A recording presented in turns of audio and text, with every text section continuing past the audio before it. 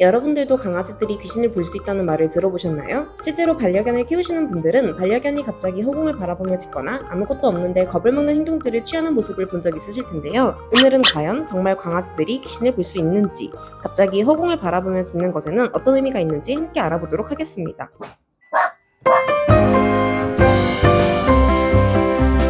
개와 유령. 고대 역사 백과사전에 따르면 멕시코의 타란스칸 부족과 아스텍 부족은 모두 개가 귀신을 볼 수 있으며 귀신으로부터 사람들을 보호해준다고 믿었다고 합니다. 또한 타란스칸 사람들은 스프릿 도그가 제대로 묻히지 못한 시체를 찾아 그 사람의 영혼을 사후세계로 인도하여 산 사람들을 괴롭히지 않도록 해주며 지하세계에서 그 개가 당신의 영혼이 낙원으로 갈 수 있도록 도울 것이라고 말했습니다. 많은 분들이 알고 계시는 머리가 셋 달린 개인 케르베로스가 바로 고대 그리스의 사람들이 말하는 영혼을 인도하는 존재죠.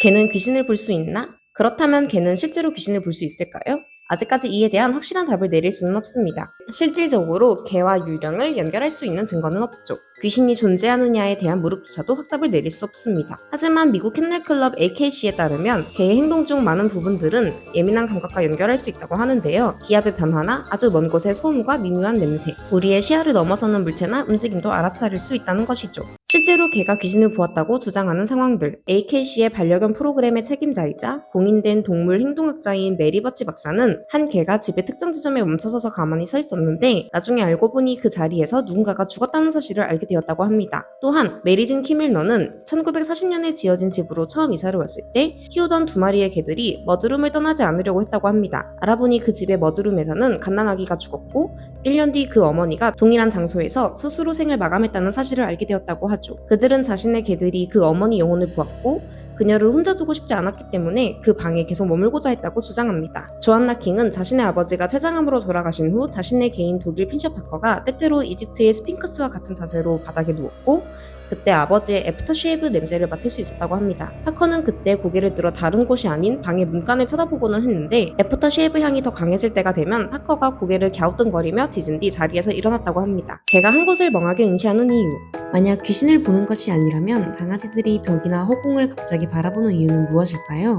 가장 먼저 의심해야 하는 것은 벽에 얼룩이 있거나 곰팡이가 피었을 가능성입니다. 두 번째 이유는 원래 강아지들은 인간이 갖고 있는 오감을 넘어서는 직감을 갖고 있기 때문인데요.